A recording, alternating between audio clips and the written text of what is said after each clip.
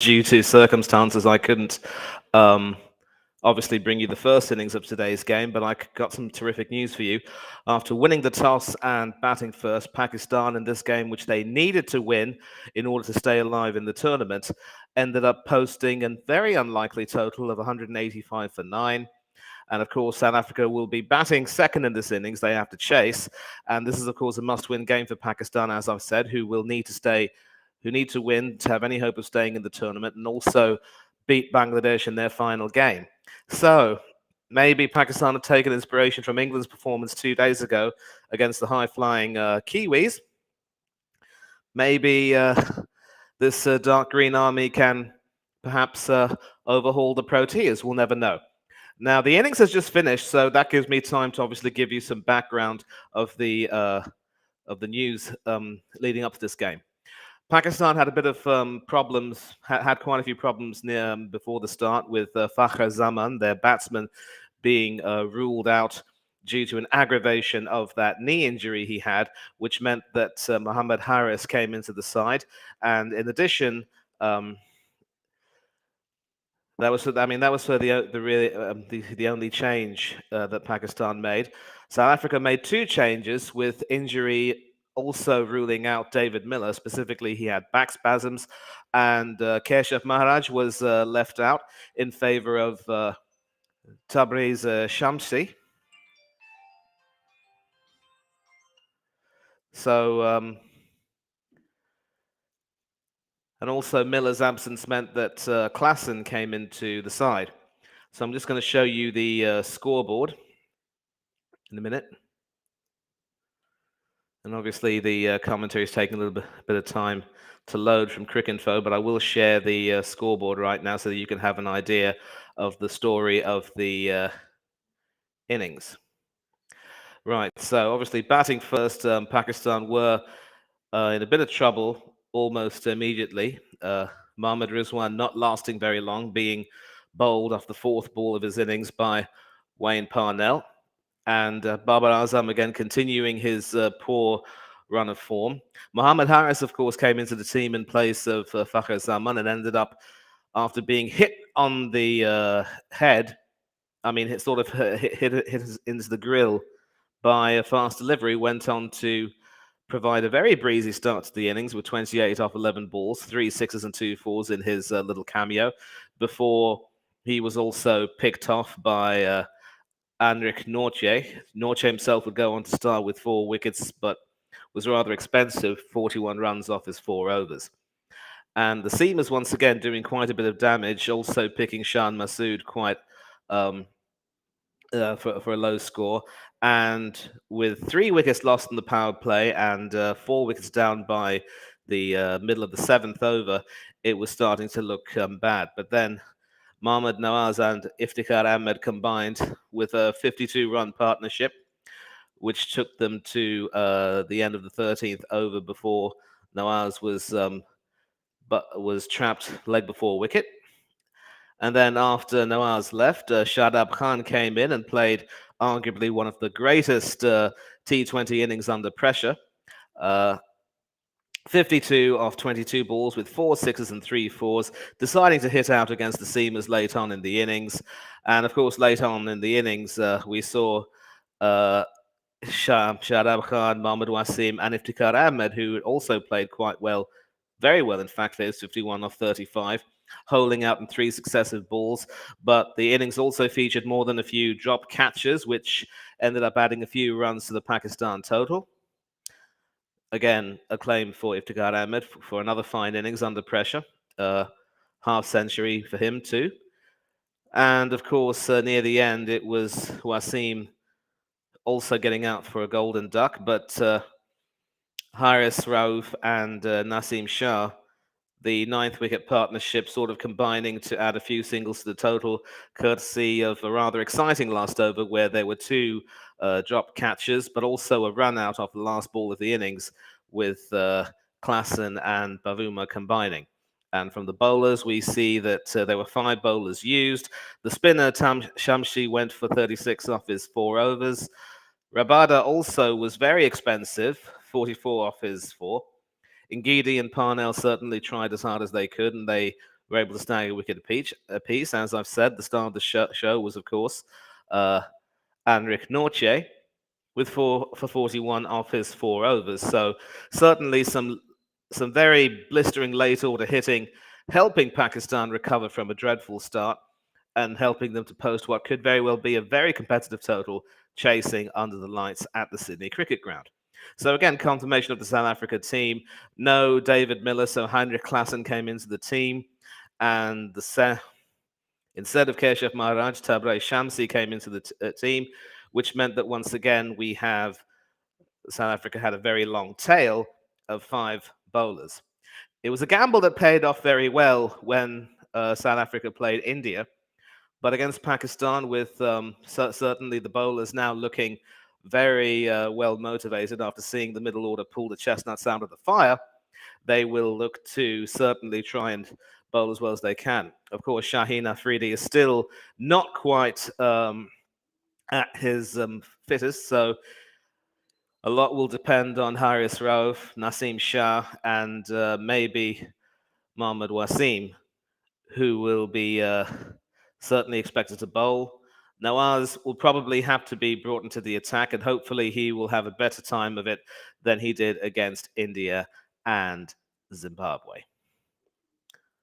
Confirmation for Pakistan, of course. That was the, Mohammad Wasim coming back into the team earlier, and of course, Mohammad Haris coming in. So, obviously, due to circumstances, I couldn't actually bring you the first innings because the television had some work being done to it, but thankfully it is repaired, and I thought, why not bring you coverage of the second innings? And I don't know if there are going to be anyone in the chat, but I'm sure that maybe some people will join in later on. And if there are some people in the chat who are in the chat right now, actually there aren't, but I'll be happy to have you, and thank you for joining. I did say that I'd hoped to bring you coverage of this, and I thought, well, a second innings chase under the lights could be quite exciting. South Africa's batsmen against Pakistan's bowlers. Now, the required run rate is now 9.30, so as you can see from the ticker, they need 186 to win from 20 overs. Pakistan gamely recovering quite magnificently to post what could prove to be a very competitive total, a comparatively competitive total, considering the circumstances of their start. And once again, Rizwan and Babar Azam, the opening partnership, have disappointed this tournament. The captain, once again, continuing his poor run of form, but he did earn some praise for the way he rotated his bowlers when India were batting in the early overs of the innings, only to see the team choke in the final overs. Of course, this will be a different beast because South Africa have a much longer tail, and without David Miller in the team, a lot will depend on Heinrich Klaassen and how he will be able to withstand the challenge. Highlights from the innings: Shadab Khan playing a magnificent hand, coming well down the order at number 7 rather. Certainly didn't come down as deep as number 9. 52 from 22, magnificent innings under pressure before holding out to Anrich Nortje. And of course, Wasim coming in and holding out. Next ball, golden duck for him. And then the following ball, Iftikhar Ahmed, who had played magnificently, also tried to hit out and get a few runs, only for Rabada to pick up his wicket, courtesy of a catch by Riley Russo. So that was 3 wickets in 3 balls, sort of like a team hat trick, if you will, because those were the final 2 balls of Anrich Nortje's stint, and he wasn't going to get his hat trick or his fifer. But South Africa wouldn't have minded under the circumstances because they had hoped to bowl Pakistan out quite early. And once again, the middle order, courtesy of Iftikhar Ahmed, and this time Shadab Khan coming in and playing magnificently. And now the South African openers are out onto the field. This will be quite interesting. We will see how they play. Obviously, they will certainly have a big role to play in terms of proceedings. Of course, both, as I mentioned, both captains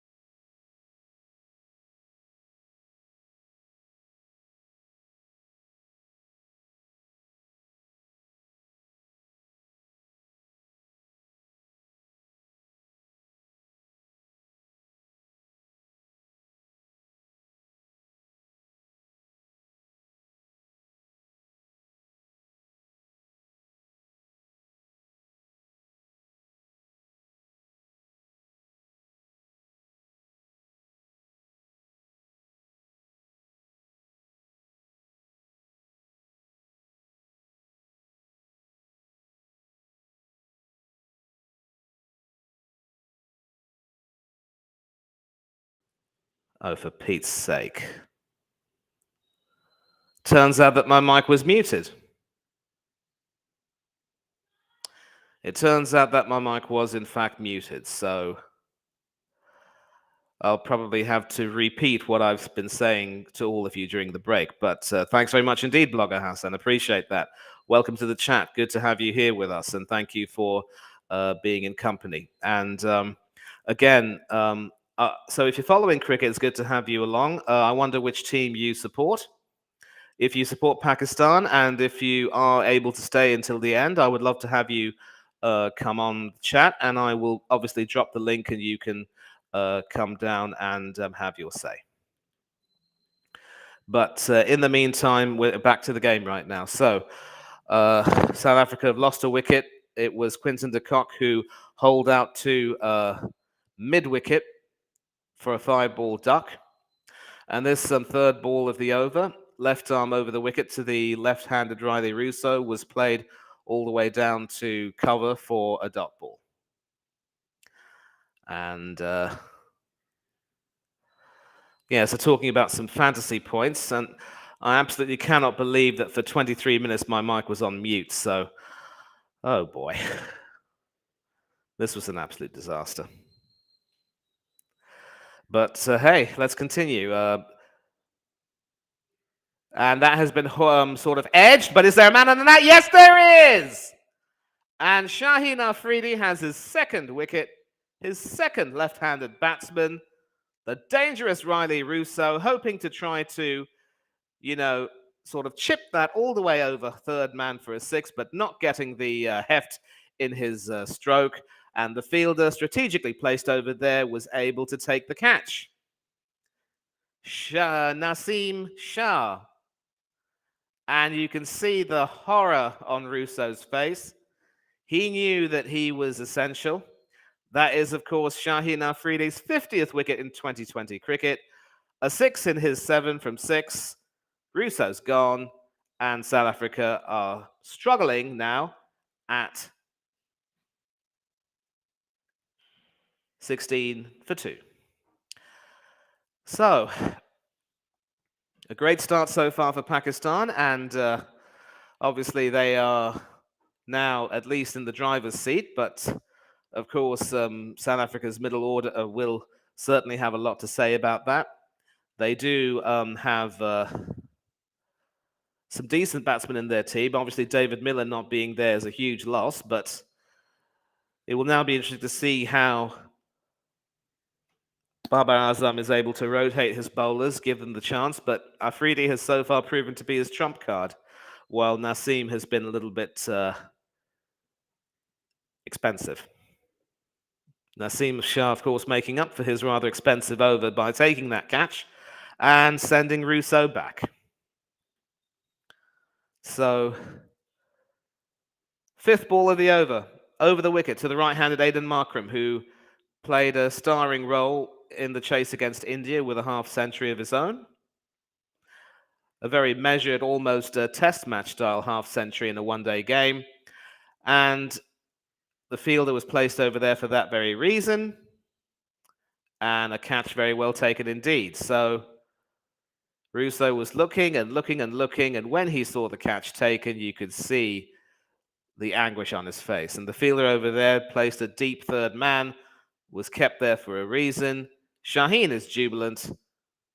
South Africa distraught. And at the end of the third over, South Africa is 16 for 2. Afridi is 2 for 2, off 2. So, magnificent stuff from Shaheen Afridi. And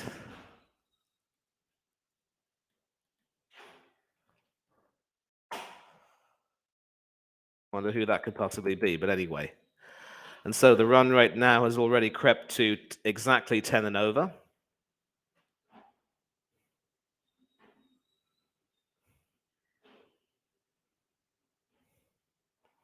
Right, so for all of you who missed out on the early part of the commentary, I was talking about Pakistan's innings, how they were able to recover from a dreadful start where they were 43 for 4 after 6.3 overs, recovering to post a challenging total of 185 for 9, thanks in part to Iftikhar Ahmed and Shadab Khan making half centuries in the middle order, and of course Mohammad Nawaz chipping in with an important knock of 22 as well to stabilise things. Near the end, Pakistan did lose wickets in the clump, 3-3. Batsmen trying to hole out to get some more runs, but a few more singles were added in the final over, and the total ended up becoming 185 for 9. So, new bowler coming in, Haris Rauf, no relation to Mohammad Haris, of course, and he will be bowling over the wicket right arm to the right-handed captain Tender Bavuma, who hoiks that all the way over short leg for a 4. Certainly, fine leg was not kept back enough, and I think Babar Azam will try to address that by sending the fielder back a little bit.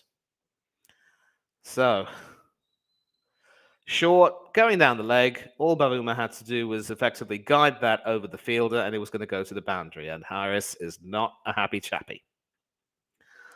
And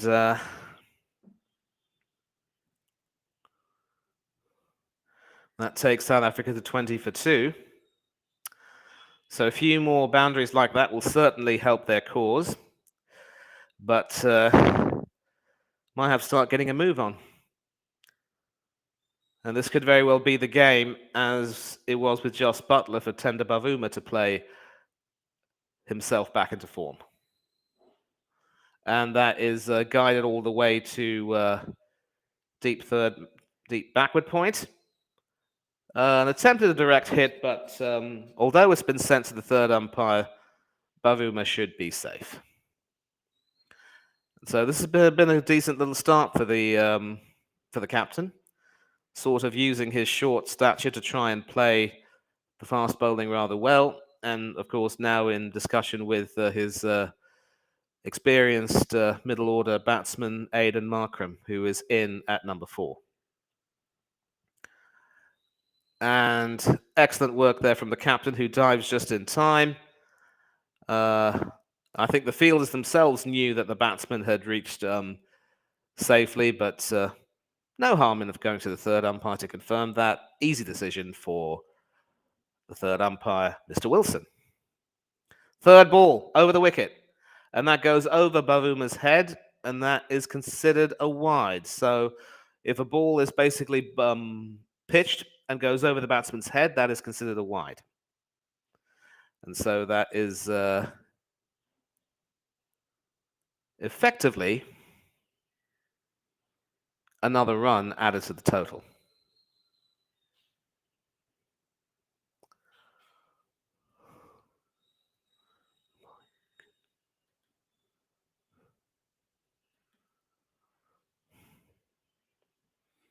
And of course, Pakistan having an injury crisis with Fakhar Zaman being ruled out, but Mohammad Haris coming in and so far playing a starring role. Third ball. And that is brilliantly played, sort of sharply cut over points. One bounce over the rope for 4. So Bavuma is pretty much back in form now, 18 off 8.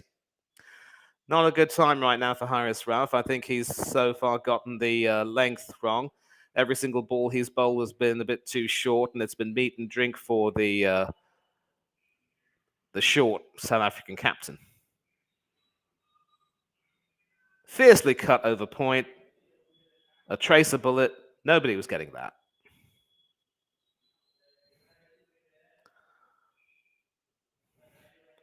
So there are fielders at backward point and point, but obviously there can only be 2 fielders outside the 30-yard circle. What does Rara do now? And that's a better delivery. Some nearly kamikaze running over there. Another direct hit, sort of played back beyond the bowler, and this will be sent to the third umpire as well. But I would say that Bavuma is in fact safe.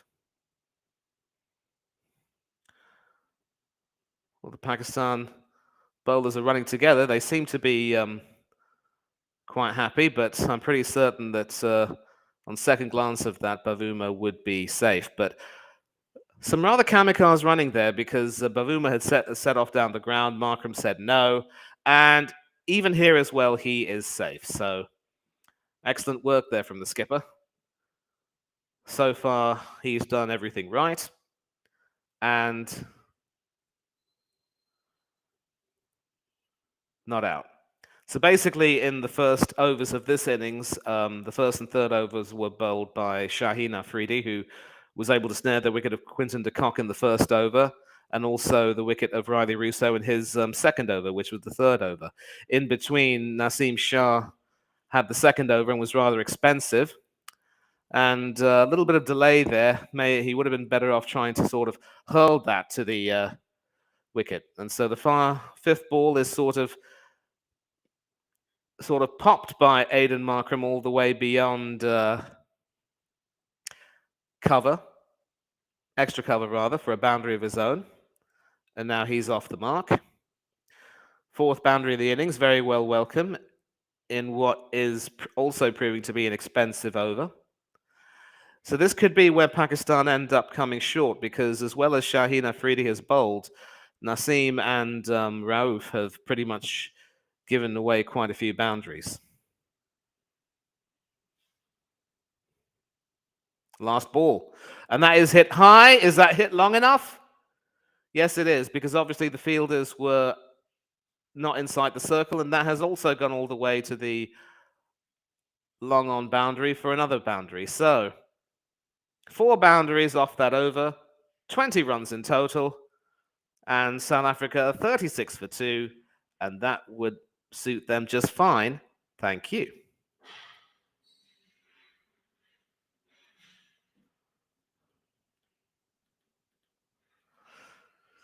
So the required run rate was 10 and over. 20 off that over would certainly suit them fine. Again, if there are any more people in the chat who would like to, I'm not too sure there are too many, but again, if there are any people who are joining in, please air your thoughts.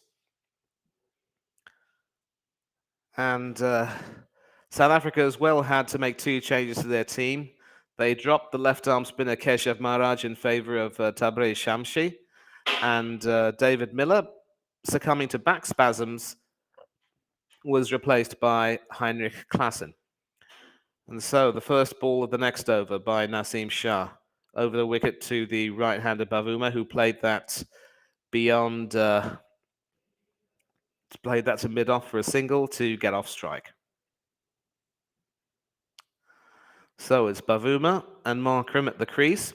Klaassen will be coming in at number 5, David Miller's normal position, followed by Tristan Stubbs, and then they're into the tail. So this is a bit of a risk as well, because although Parnell can hit decently, he's not really a recognized batsman. I mean, technically he could be classed as an all-rounder, but obviously he's more of a bowling all-rounder in that sense of the word.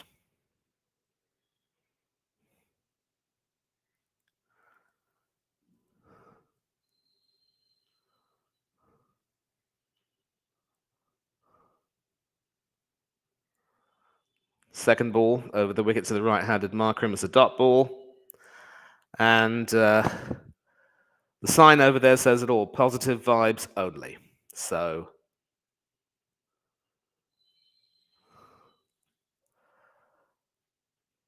batsman looking a little bit circumspect, trying to study the field. Cannot afford to give his wicket away, because after him will come Stubbs and then Parnell. But Bavuma has chugged on nicely. 20 off 10 at a rate of 200. Excellent stuff so far from the captain. And a slower, shorter ball, which Markram tries to charge but ends up leaving, going straight through to the wicketkeeper. So this is a better recovery from Naseem Shah. Went for 14 off his first over, 15 actually. And yeah, it was 14 actually off his first over. And now he has sort of recovered well. Russo will still have the highest score in this tournament, one of only 2 centuries, himself and Glenn Phillips. Devon Conway chipping in with an unbeaten 92 in Australia's in New Zealand's thumping of Australia. And that ball is sort of played to mid-on, who misfields that. and ends up giving the batsman 2 runs instead of 1. Shaheen Afridi there not cleanly gathering that. So this could also be a game where fielding lapses will prove crucial. South Africa had a few fielding lapses of their own, a few dropped catches near the end of their innings, and obviously a failure to gather that ball cleanly, we'll see, is the difference, of course, between 1 run and 2 runs. 5th ball of the over. He's bowled well so far. And that's a bit of a snorter, which Markram sort of defends into the wicket. And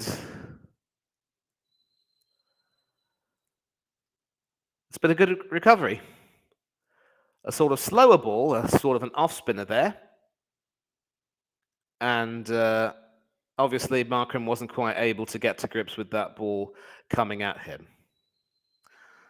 So after winning the toss and batting first and posting a good total, it looks as though Babar Azam has taken inspiration from England's performance against New Zealand. Last ball of this over the wicket. And that is a wonderful delivery which cleans up Markram but misses the stumps. South Africa now 39 for 2 after 5 overs. 3 runs from that over.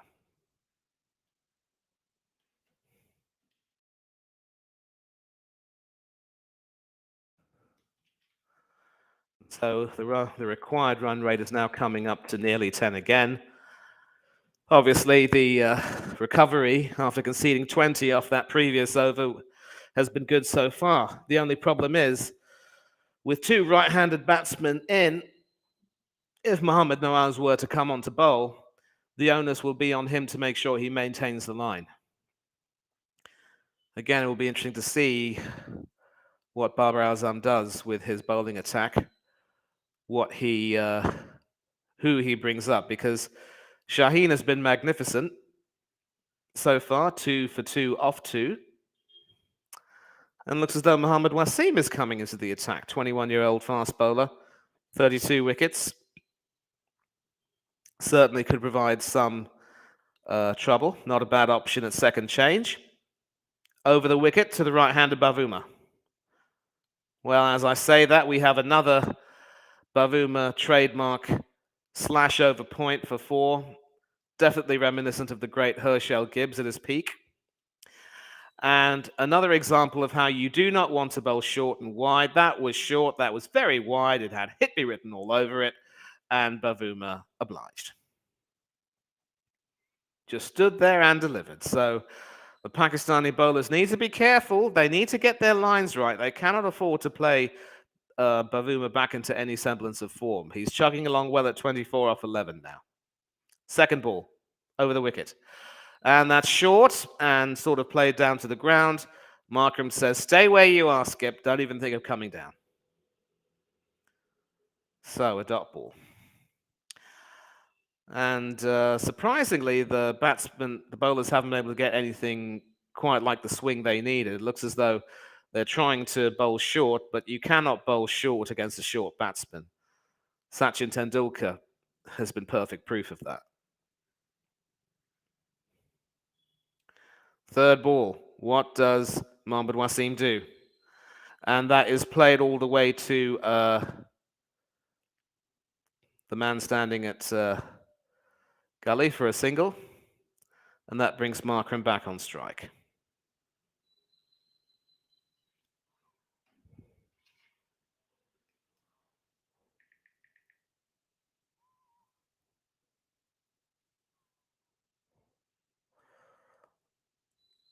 So, fourth ball. Over the wicket to the right-handed Markram. And that is played all the way to deep cover for a single. And that brings Bavuma back on strike. 6 runs off the over so far. Decent sort of recovery. And this is, of course, the final over of the power play. So after this, Pakistan can set their field however they see fit.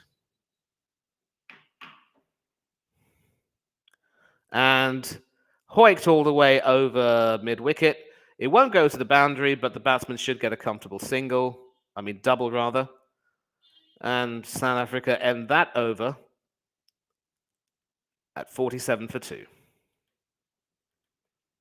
8 runs from it. Basically, Shaheen has so far been the pick of the bowlers, and quite rightly so. It is very difficult to see the other bowlers gaining any kind of respite. Oh, actually, there's one ball left. I stand corrected, but that is also played to backward point for a single. So Bavuma will retain the strike. And South Africa are 48 for 2, going on at 8 and over, but they will need close to 10 and over to win this game.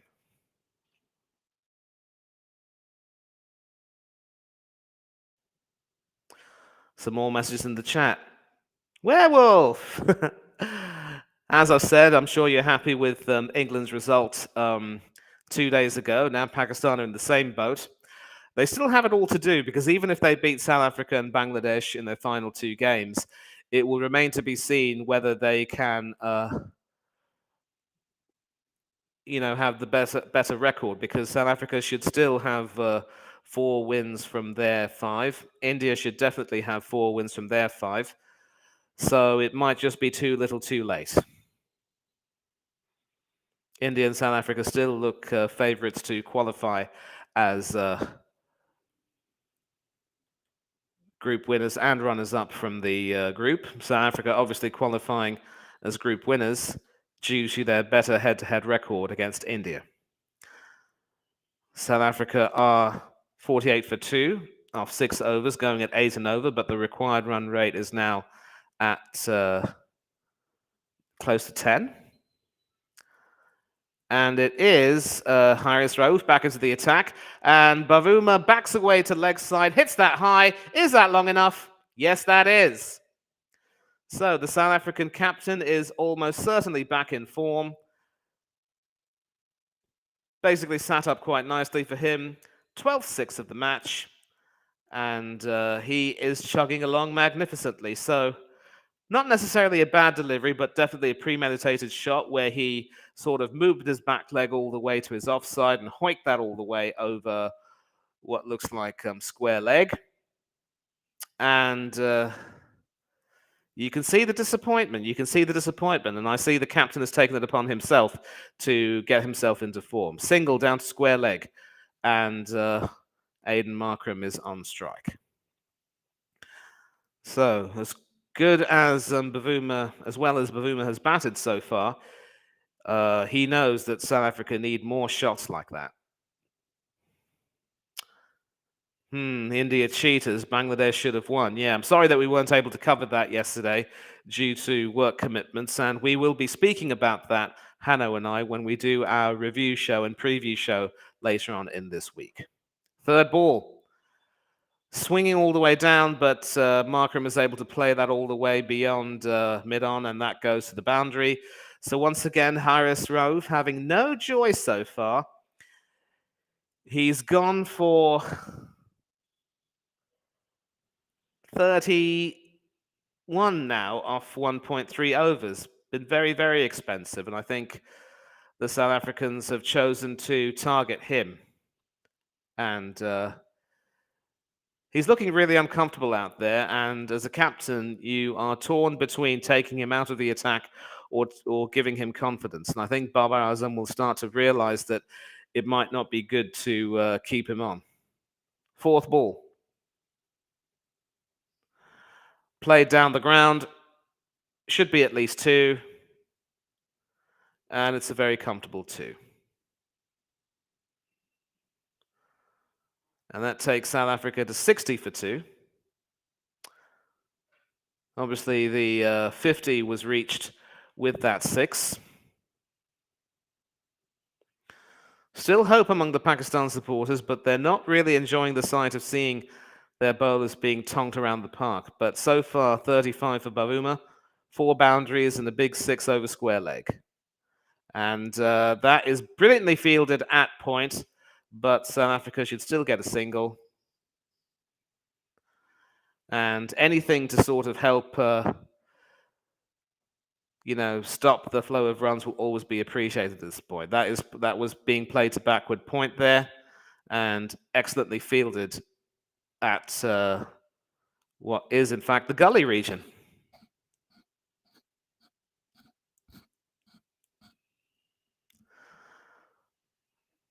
So, 13 runs off this over. Harris being taken to the cleaners. Last ball. And once again, that is smited all the way between the mid-on and extra cover fielder cover fielder for 4. 65 for 2, and that will definitely suit them very well. 17 off that over.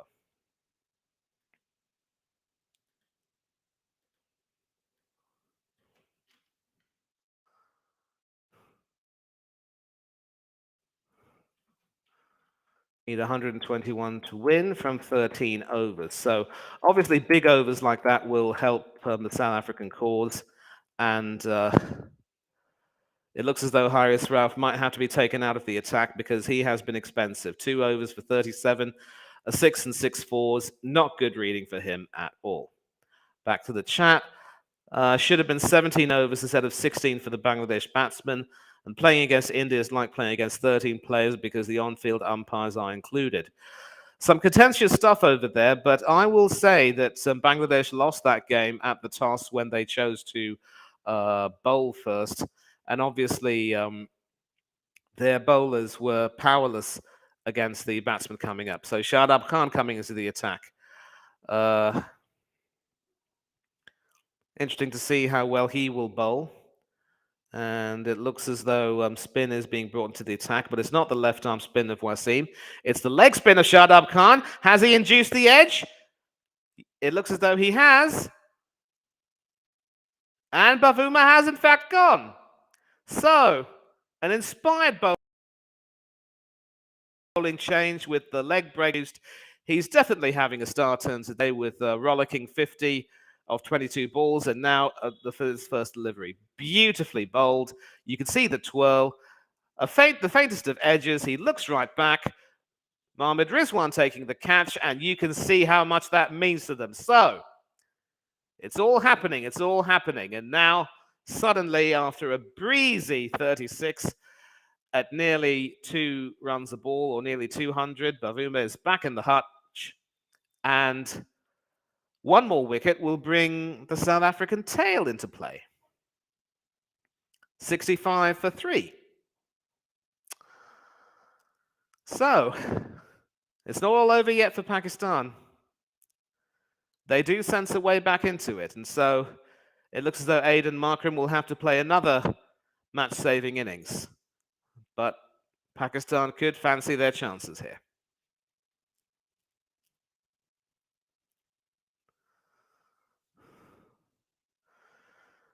So it's Heinrich Klaassen who's coming in. So there'll be 2 more batsmen before the tail. Coming in at number 5. Tristan Stubbs will be following at number 6, and then, of course, there'll be the tail. And so he comes in as a replacement for David Miller, and under pressure right away. He does have a top score of 81, 4 half-centuries, but this is not the ideal circumstance for him to come in and bat. He does get off the mark with a single all the way down to deep cover. But the faintest of edges induced, and you can see the disappointment on the South African skipper's face. Played magnificently for his 36, but couldn't quite get to the century. At least he is back in some semblance of form, though. Third ball of the over, Shadab Khan bowling over the wicket to the right-handed Aiden Markram, and he's bowled him! This is brilliant stuff from the leg spinner. The wrong one coming back into Aiden Markram, didn't expect that, and after 20 off 14, he has to go back now. So there are 2 new batsmen at the crease with effect, Heinrich Klaassen and now Tristan Stubbs, and the Pakistanis are jubilant. Another excellent delivery from the back of the hand.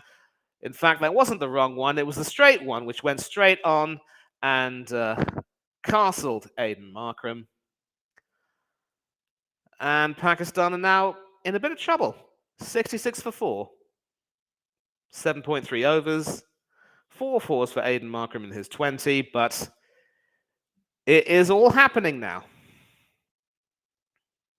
It is all happening. It is all happening.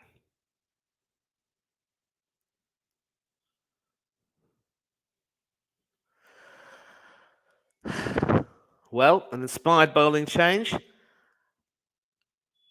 2 wickets and a single in between.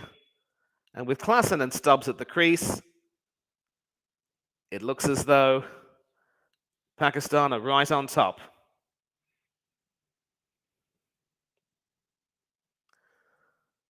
Tristan Stubbs, the youngster, in at number 6. And after him will come Wayne Parnell and the tailenders. So, this is one match where the risk has not paid off because there's no David Miller. Aiden Markram is back in the pavilion. A best of 72 for Tristan Stubbs, but again, as with Klassen, not an ideal circumstance for him to come into the team. 4th ball, over the wicket, defended. Right arm leg break. So what an excellent exhibition of leg spin bowling this has been. The straight one over there, otherwise known as a flipper in some respects, and Markram had no way of dealing with that. 5th ball, what does Stubbs do? He plays that all the way to deep extra cover for a single to get off the mark, bringing Klassen back on strike. And the DLS pass score is 78 at this particular point, and South Africa are behind. So there is rain forecast, and if South Africa aren't able to get a move on, they could be in trouble. And a slight misfield there at short cover, but not capitalized on. So a magnificent over from South Africa. 2 runs and 2 wickets from that. Excellent stuff from Shadab Khan. And South Africa 67 for 4. Needing 119 to win off 12 overs.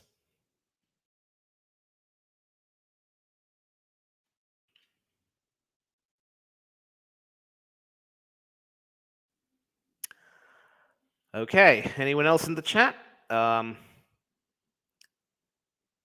Well, to those of you who are in the chat, if you would like to join in later on and have a little bit of chat with me, I will put the link in the chat after the 16th over. So please come in and join in.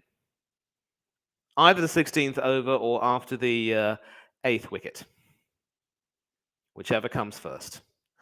And now there's the left arm spin of Mohammad Nawaz. He has 46 wickets from 52 games, a best of 3 for 5, but he hasn't had the best of tournaments so far. Hit out of the park against India and also not doing too well against Zimbabwe. His first ball, left arm round the wicket to the right-hander Stubbs, who sort of swats that all the way to long on for a single, bringing Klassen back on strike. And you can see the jubilation on the faces of the Pakistani supporters, because they know that as long as they can choke the flow of runs and maybe take a wicket or 2, they will be ahead of South Africa in terms of the Duckworth-Lewis calculations. Second delivery, round the wicket to Klassen, who plays that all the way to short cover, fields that well, and a dot ball, no dice. So, very attacking offside field set for both the right-handed batsmen, Klassen and Stubbs, and this third delivery is sort of played beyond the bowler all the way to mid-on. The bowler tried to stop that from going beyond him, but couldn't do so. So another single for Heinrich Klassen, and Stubbs is back on strike. And singles won't really do it. They need close to 10 and over, and this could very well set them back even further. Fourth delivery. It's been a good over so far for Nawaz, 2 runs from it. And of course, the South Africans have not historically been the best players of spin bowling, so this could very well be an important phase for Pakistan. Can they choke the flow of runs? Can they take wickets? Fifth delivery, also played / defended to the short cover fielder. Another dot ball. Dot ball's a currency. And the rain is starting to come down quite hard, so the batsman will probably be forced off. The players will be forced off after this delivery. Last of the over. And that is also played to backward to point or / gully. And it looks as though, are the batsmen walking off? Well, it's funny, really, because you would think that at any particular, you would think that with the rain falling down, they should be coming off. But 2 runs from that over, and the run rate is now at the required run rate is now well over 12 and over. I mean 10 and over rather. 117 off 11. And they're also quite behind in terms of Duckworth-Lewis calculations. So at any point in time, if they are forced off, and it looks as though the covers are indeed coming on, and there will be a break. So the players have indeed been forced off due to the rain. And after 9 overs, the Duckworth-Lewis par score is 85, with South Africa 16 runs behind the score. So yesterday's game between Bangladesh and India was also affected by the rain, and eventually Bangladesh had a reduced target of 151 off 16 overs, and they just fell short by 5 runs in that game. Of course, India had threatened to bowl them out fairly cheaply after taking a few wickets and forcing the batsmen into some injudicious shots. Lytton Dance, of course, top scoring with a very breezy 60 at the top of the order, but after his departure, wickets started to tumble. And it seemed to be a foregone conclusion that India would win heavily, but the Bangladeshi batsmen had other ideas. They took it to the final over, needed a 6 to win, but only got a single and ended up losing by... Actually, the 6 would have tied it, but they ended up losing by 5 runs. And so that over from Shadab Khan could very well prove to be the over that swung the balance decisively in favor of Pakistan. And of course, with a minimum of 5 overs being played, there will be a result if play does not continue. So it'll be interesting to see if the rain continues at the Sydney Cricket Ground, what the final outcome will be. And of course, I will be here until the very end to let you know what's going on. It is, of course, 1 over until drinks. And that will, of course, be my cue to get a drink after all that. Talking so much, my tongue's a bit dry. Give me a minute.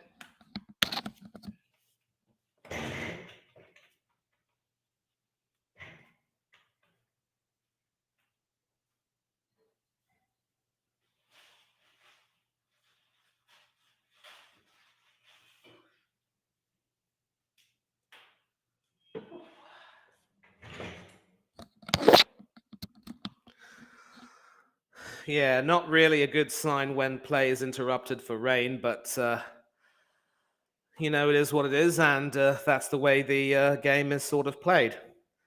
So, confirmation of the score right now. South Africa 69 for 4 off 9 overs. A blistering start from Bavuma with Haris Rauf proving very, very expensive indeed.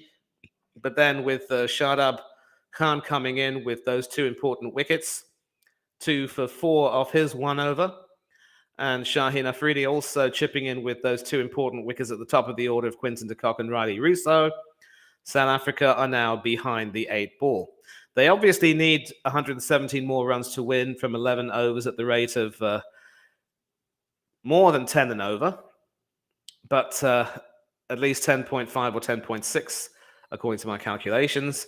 And of course, since they are a little bit behind the Duckworth-Lewis par score, if that were to come into play, they will end up losing this match. So an excellent, excellent performance from Pakistan so far. Just what they needed. They do have a superior net run rate, but their record has been poor this tournament, and they will obviously look back at that shock loss to Zimbabwe as the one which cost them if they do not qualify.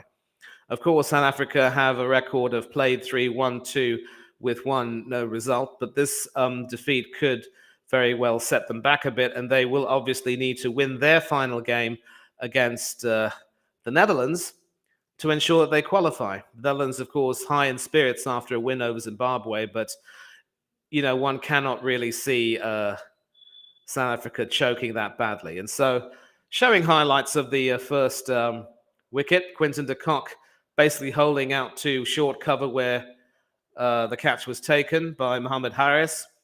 Naseem Shah making up for his expensive first over by dismissing the dangerous Riley Russo at deep third man.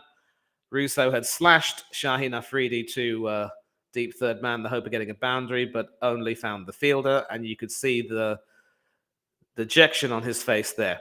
Shardab Khan coming in and playing a magnificent hand there with the important wicket of the South African captain, bowling over the wicket to the right-hander, inducing the faintest of edges, carrying through to the wicket-keeper Mohammad Rizwan, who obliged, and you could see how much it meant to them.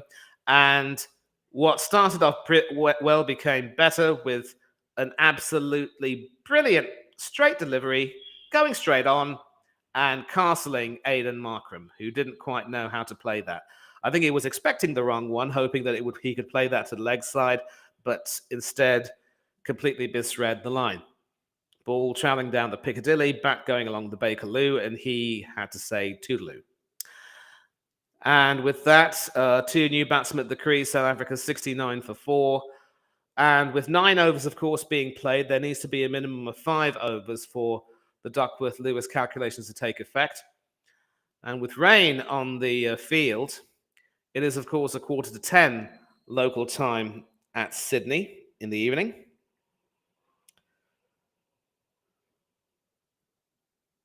And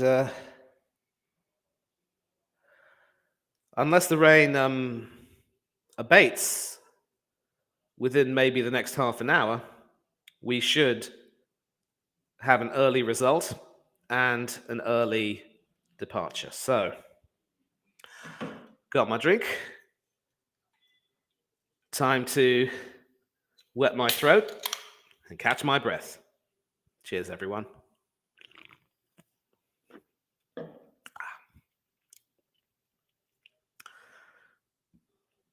So,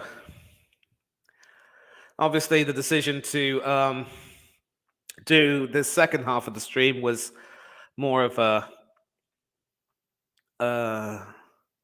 spur of the moment decision. My plan was obviously to bring you the first innings of the game when Pakistan made a magnificent recovery. But sadly, that didn't materialize. And now they're showing us Group 1 with New Zealand, England, and Australia occupying the top 3 positions. Australia's negative net run rate is a factor in them being third, while England is second with a 0.55 run rate. Identical records for all 3 of them. Sri Lanka are fourth with 2 wins and 2 losses from 4 games. Ireland and Afghanistan cannot conceivably qualify, of course. So it is, of course, expected that New Zealand will qualify with their last game against Ireland. England's last game will be against Sri Lanka. That will be coming up this Saturday, and that will be, of course, at 6 p.m. local time, I believe, and I will be looking forward to bringing that to you. And Australia's last game is, of course, against Afghanistan, which will be played before England plays. So Australia definitely need to have a big win against Afghanistan to improve their own net run rate, which took a huge beating after that loss to New Zealand in the first game of the tournament. And if Australia aren't able to get a big enough win, it's down to England to secure the win they need to qualify for the semi-finals, in all likelihood as runners-up of the group behind New Zealand.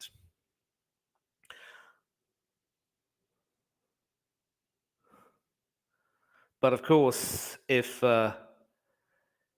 Australia do win and Sri Lanka win, then Australia could end up qualifying as runners-up. So Australia will be looking to Sri Lanka to do them an almighty favour. The rain's still falling down at the SCG, and we will bring you updates from the umpires telling you what the situation will be and what decisions are being made.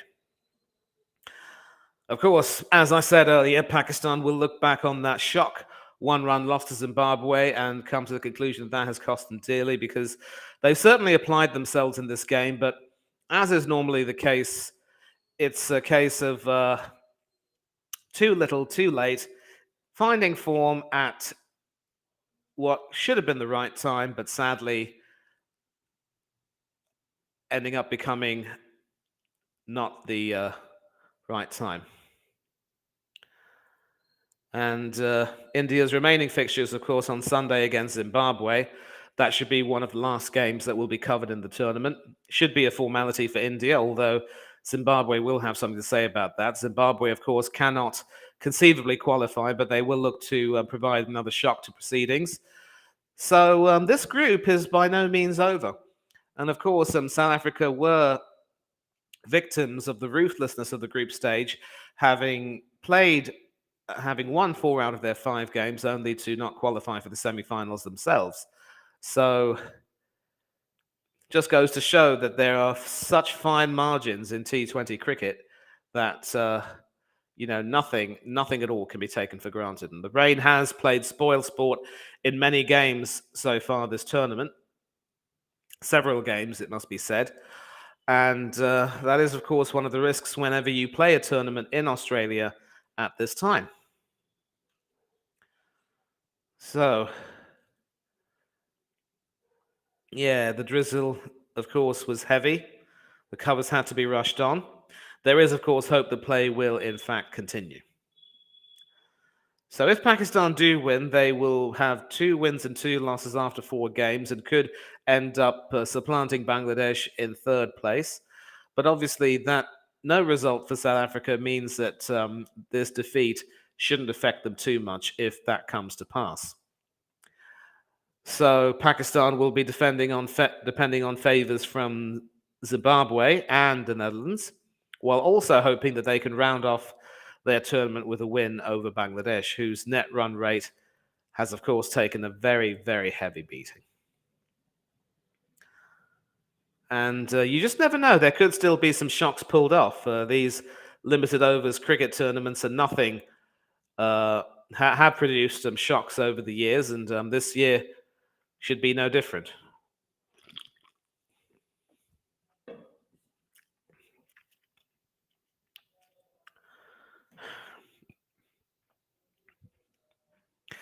And once again, I'd like to apologize to some of you who might be watching this on playback and realizing that you couldn't hear my voice, because like a fool, I had my microphone on mute. Thanks once again to blogger Hassan in the chat for pointing that out. And yeah, once again showing highlights of the South African wickets falling. And it has to be said that Shadab Khan's introduction has come at the best possible time, because those wickets obviously put South Africa on the back foot. And if Pakistan were to win, then there would be no arguments as to who the man of the match would be. Shadab Khan himself, who also played a magnificent hand as a batsman. 52 off 22, definitely providing some very late impetus to the innings and certainly some powerful hitting. And it has to be said that if Pakistan do fail to qualify, they will again look back at so many what-ifs and realize that they'd come just short. But obviously the form of their openers has not been good. Rizwan and Azam have not had the desired effect. But they're showing the progression of the innings, and obviously the middle innings saw them, really take control. And this is, of course, highlights of Shadab Khan's innings right now on the television. Very innovative, powerful hitting, clearing the field, and basically slashing bowlers for 6, smiting them over square leg for bigger sixes. Square leg, mid wicket, no area was spared. And he also had some admirable support from Iftikhar Ahmed, who scored another 50 in combination with his innings against India. So it's the middle order who have pretty much helped Pakistan recover from some dreadful starts. But once again, Babar Azam and Mohammad Rizwan came into the tournament with some very big reputations. And this is, of course, a highlights package of the 82-run partnership between Iftikhar and Shadab, which spanned exactly 6 overs and went for 82 runs. So a brilliant recovery there from the middle order batsman. Definitely what Pakistan needed. And of course, as I said, Rizwan and Azam came into the tournament with big reputations and have so far failed to deliver. So as it stands, South Africa is still 15 runs behind the Duckworth-Lewis-Parr score.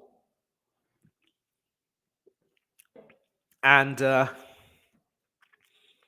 if the rain continues and doesn't abate, and the outfield is still soggy, the umpires will have to make a decision. And now these are highlights of Iftikhar Ahmed's innings, 51 from 35, 2 big sixes and 3 boundaries, played a very steady hand in the middle overs after that dreadful start from Pakistan, accepting the acclaim, and also he knew how important the job was that he had to do. His second 50 in this World Cup, one of the shining lights of Pakistan's campaign so far.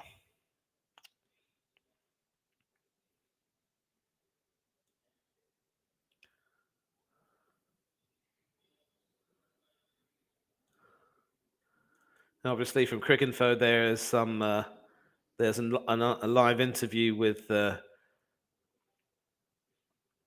Pakistani international Uruj Mumtaz. Pakistan women's cricketer. And it's quite interesting to see what's... Yep.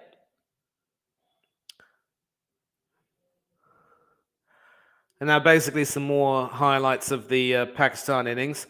Mohammad Rizwan failing. He had hit Wayne Parnell for a 4 off the second ball, but his 4th ball saw him play onto his wicket and having to leave. And then, of course, Babar Azam trying to hit high, but only skying it to long on. Catch was taken. He went for 6. And so the openers also failing, not really getting their due.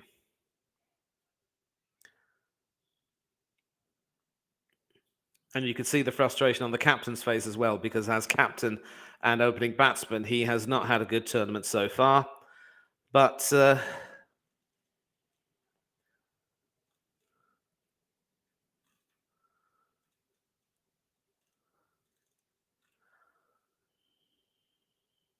right, so still showing us some pictures on the television of the situation over there at the Sydney Cricket Ground. I believe the team managers are talking right now to the umpires. Former internationals Mark Boucher, who's coaching South Africa, and what looks like Mushtaq Ahmed, maybe.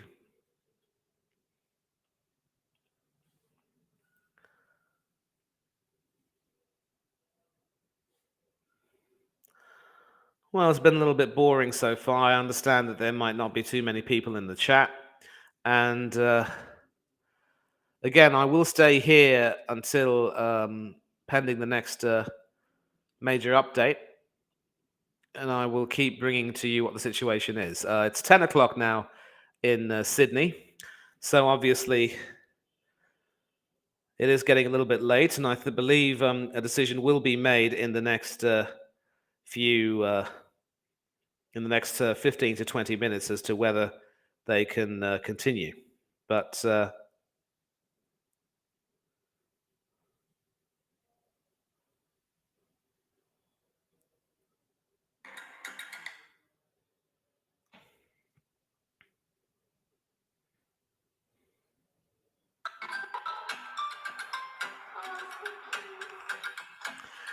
Yeah, I certainly wouldn't want to, keep continuing on this stream if I'm not going to say very much or there isn't going to be that much in terms of action.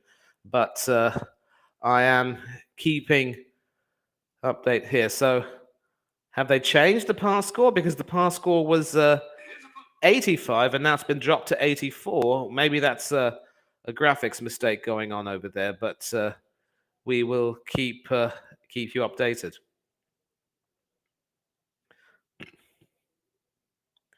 But as it stands, of course, South Africa is still behind the pass score and need to possibly get a bit of a move on.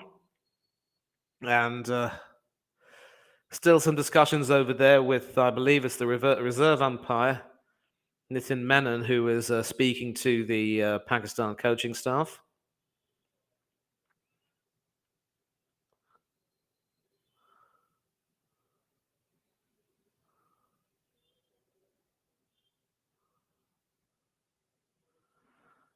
So very serious discussions going on over there, and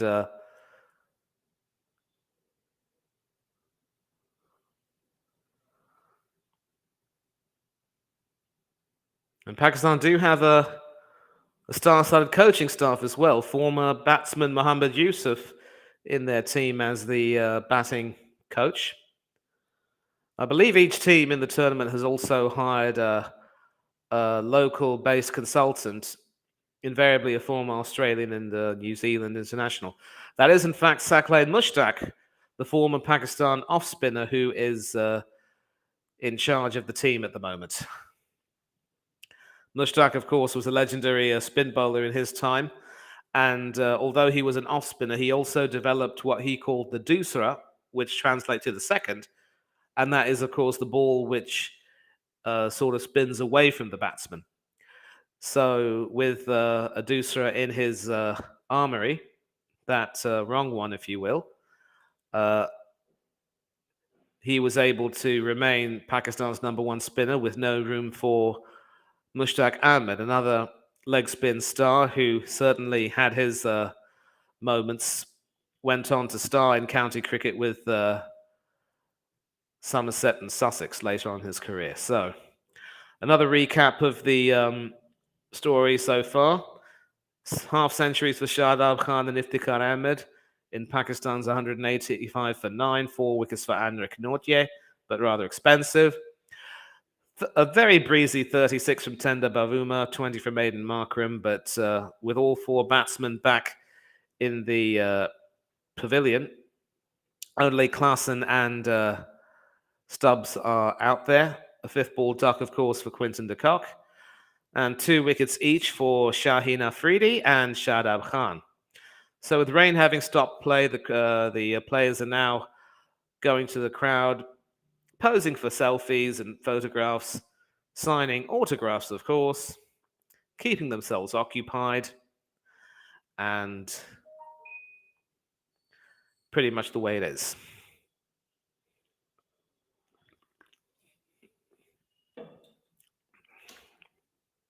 So, with this going on, I will actually bring you a recap of some games that were played earlier on in the tournament. And obviously, this will concern the tournament itself, because yesterday there were more than a few games played, all of them with interesting ramifications for the tournament. And I will bring them to you right now.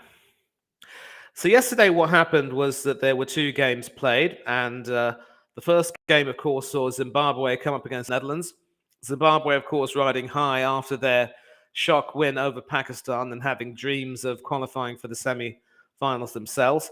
Those dreams were effectively shattered by the Netherlands in a fine performance by the Dutch, who took wickets at regular intervals, never really allowed the Zimbabwean batsmen to form any major partnerships. There was a 40-run partnership between Sean Williams and Sikandar Raza, which ended when Williams holed out near the end of the 12th over. And then, again, more wickets falling. Raza trying his best, top scoring with 40 off 24 with 3 sixes and 3 fours, but not really able to get much going. And eventually, Zimbabwe were bowled out for 117 off 19.2 overs with 4 balls remaining. And the star of the show for the Netherlands with the ball was Paul van Meekeren, who took 3 wickets for 29 off his 4 overs. Brandon Glover also chipping in with 2 for 29 off his 4.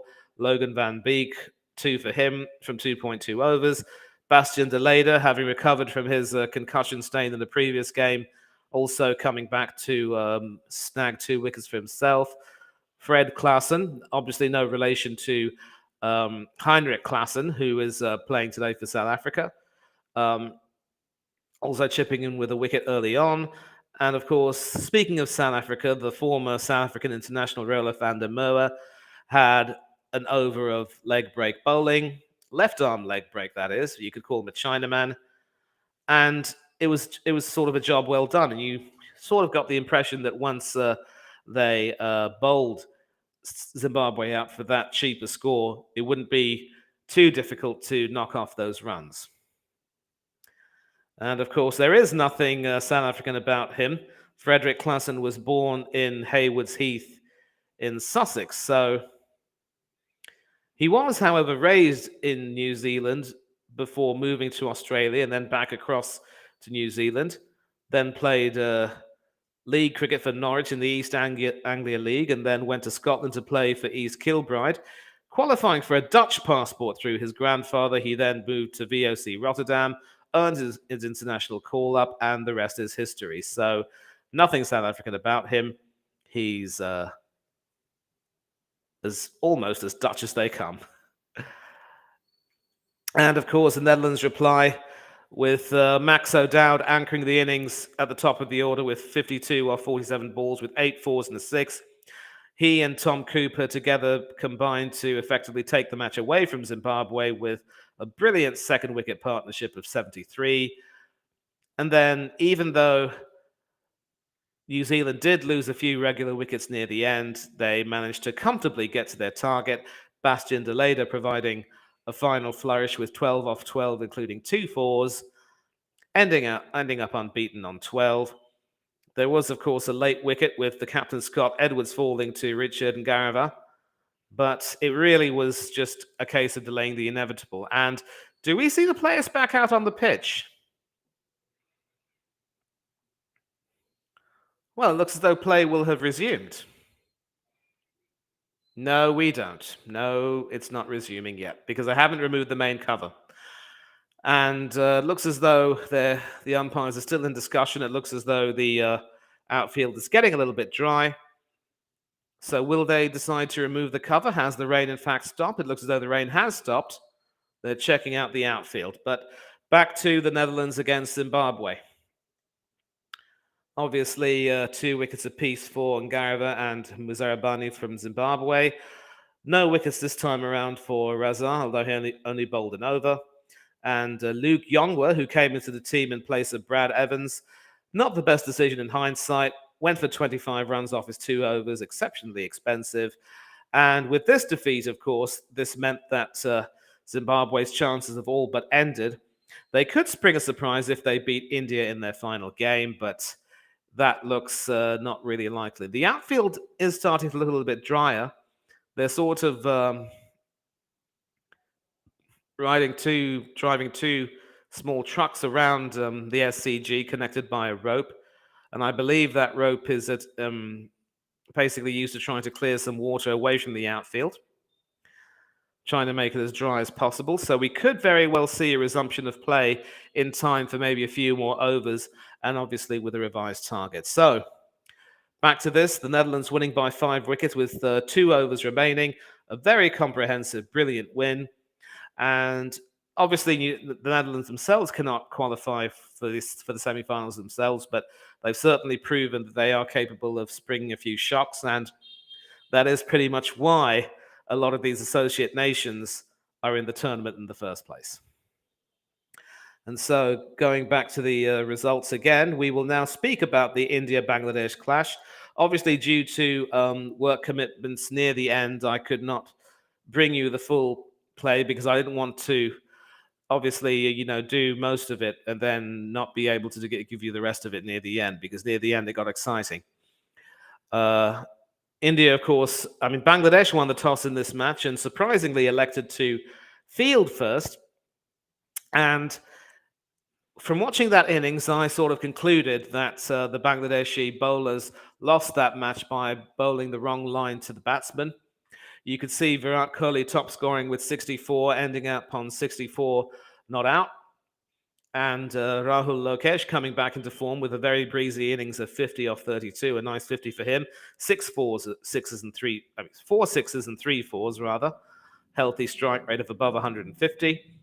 And an early departure, of course, for Rohit Sharma, who also has not been in the best of form this tournament. But with Sharma falling, Kohli came in and steadied everything and played the way he did. Surya Kumar Yadav also playing a very breezy innings of 30 off 16. Later on, though, wickets did start to fall in a bit of a clump with Hardik Pandya, Dinesh Karthik, and Akshar Patel not really able to take advantage of things. And of course, Ashwin Ravichandran came in for 6 balls, smacked a 6 and a 4 for his 13, and took India to 184. So again, it was more of a case of the Bangladeshi bowlers, first up, not getting the line right, not being able to make sure the batsman could play, not being able to earn any wickets. But later on, there was a bit of a recovery, and the Bangladeshis were able to capitalize. 5 bowlers used, and Shariful Islam, who came into the team in place of Samia Sarkar, was very expensive. 4 sixes and 4 fours in his 4 overs, went for 57. And Hassan Mahmood was also expensive, but he was able to pick up 3 wickets. And the skipper, Shakib Al Hassan, chipping in with 2 wickets for 33 off his 4 overs. Taskin Ahmed was wonderfully economical, but couldn't quite get the wickets that he wanted or deserved. But credit to Bangladesh for going about the challenge in a magnificent manner. They started quite brilliantly with Listen Das playing a terrific hand with 60 off 27. And of course, there was a rain delay earlier on. And in that rain delay, Bangladesh were actually ahead of India, according to the Duckworth-Lewis calculations. So this was certainly a game which promised a shock, thanks to the start they had. But once they got out onto the field, it's probably fair to say that the Bangladeshi batsmen lost the momentum. In fact, that first wicket partnership was 68, and once Listen Das was unfortunately run out after slipping on the out on the wicket earlier on, that sort of precipitated a bit of a mini collapse of sorts, where comparatively, although there were some small partnerships and runs were scored, the batsmen weren't quite able to get to grips with the Indian bowling. And you can see from the scorecard, Najmul Hussain didn't last too long after Litten Das fell. An excellent piece of fielding running out Litten Das from Rahul Lokesh. Deepak Huda, who was dropped in favor of Akshar Patel, came in and obliged by dismissing the Bangladeshi captain Shakib Al Hassan off the left arm seamer Ashdeep Singh, who came back and bowled very well indeed. And although in the opening overs the bowlers were smacked around the ground, they did come back quite magnificently. And especially after snaring Afif Hussain and Yasir Ali quite cheaply, their tails were up. But then the wicketkeeper Nur Al Hassan came in and played a very brave knock of 25 off 14, a 6 and 2 fours in his brief innings. And then in the company of Mossadegh Hussain and Taskin Ahmed, they very nearly pulled the chestnuts out of the fire, only for the Indian bowlers to stand their ground and recover well. Obviously, Listen Das was the star of the show from the Bangladeshi side, with 3 sixes and 7 fours in his breezy innings. Strike rate of 222, but sadly it couldn't get Bangladesh over the line. And there was, of course, a bit of controversy later on in the match with an issue of what is otherwise known as fake fielding, where I believe it was Virat Kohli, in fact, who apparently sort of feigned a throw, which deceived the batsman, and in that case, because it wasn't picked up by the umpires, but obviously they believed that there they were owed 5 runs there, so there was quite a bit of controversy, and there will be people who feel that Bangladesh were in some ways cheated out of their win, but I will say that in the big moments they just weren't quite able to get over the line, and obviously India had their measure.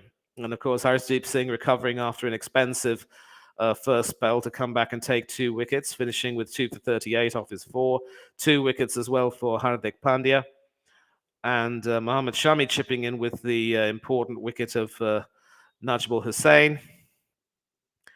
And Bhuvaneshwar Kumar was also rather expensive.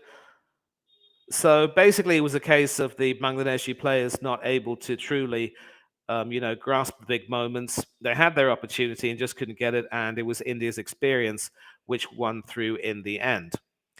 So obviously, now of course they're showing highlights of that game between Bangladesh and India, and of course because it's mute, I'm not really able to, relay what's being said. But then they're showing the wickets being taken.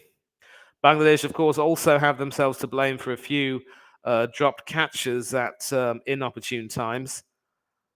In some cases, those catches would certainly would prove rather costly.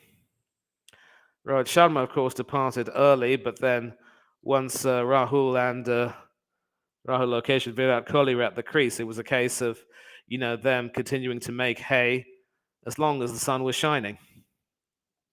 And then from there it proceeded, and I was actually working during the last few overs, so I knew in that situation I couldn't bring you coverage of that.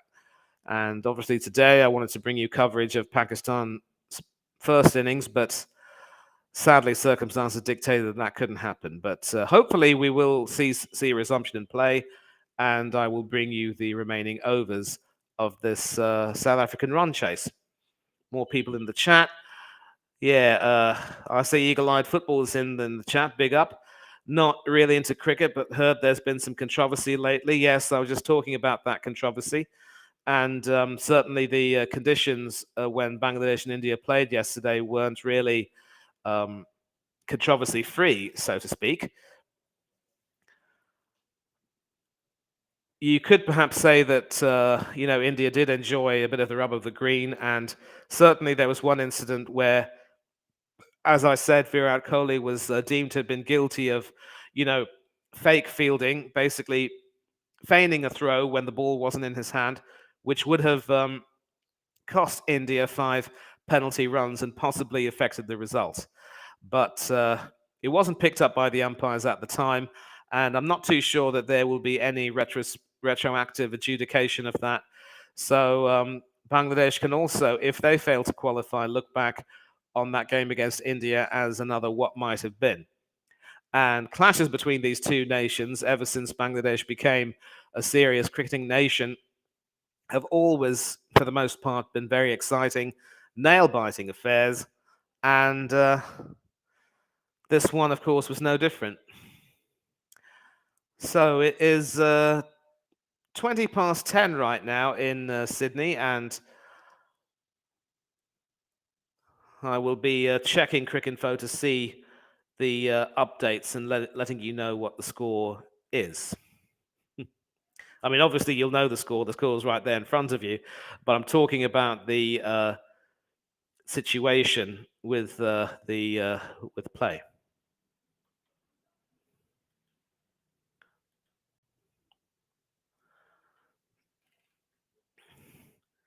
Yeah. It is still raining at the SCG. Light again, according to Cricinfo presenter Andrew McGlashan. Nasher is what they call him. It has all but stopped, but the fourth umpire still has an umbrella up. And Klassen is taking throwdowns by the boundary, trying to encourage the umpires in their deliberations. And the delay is still continuing.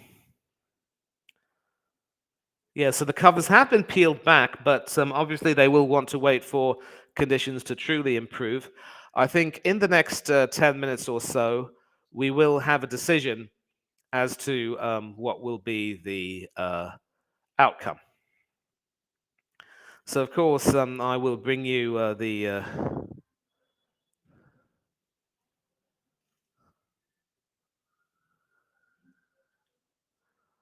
Yeah, I'm just sort of going to bring you once again coverage of the. I'm just showing you the scorecard of the game so far. Pakistan had, of course, won the toss and elected to bat first. And this is, of course, their first innings. Had a very rocky losing Mohammad Rizwan and Babar Azam very early. Mohammad Haris came into the team as a last-minute replacement for Fakhr Zaman, who had to be ruled out. He was ruled out of the rest of the tournament with a worsening knee injury. And Haris came in and played a very breezy knock of 28 off 11, 3 sixes and 2 fours in his innings. And didn't last too long. And of course, neither Azam nor Rizwan really capitalizing. And when Shan Masood was dismissed with the score on 43, 4 of their batsmen were back in the crease in the 7th over. And it was looking very, very, very troublesome for Pakistan. But once again, Iftikhar Ahmed stepped up and played a wonderfully stabilizing innings. In the company of Mohammad Nawaz, was able to bring about a recovery partnership of 52 for the 5th wicket. And then when Shadab Khan came in, that was when the pyrotechnics started with a magnificent 82-run partnership for the 6th wicket in only 6 overs, 36 balls, that is. Brilliant, brilliant, brilliant batting from Shadab. And Iftikhar also sort of really turning things on later on. 22 balls for Shadab's 50, 4 sixes and 3 fours. So there were 2 half-centuries there, and those 3 middle-order batsmen playing a big role in helping Pakistan get to a really challenging total. I think in hindsight, Pakistan will also look at their top-order struggles and see that, they needed their top order to fire. And if they had, of course, fired, it would have certainly been over 200, with the South African bowlers proving to be quite expensive despite taking their wickets. And of course, there was a stage of play where 3 wickets fell in 3 balls. Near the end of the 19th over and the first ball, the 20th over, a sort of a unique team hat trick, if you will, of the batsman trying to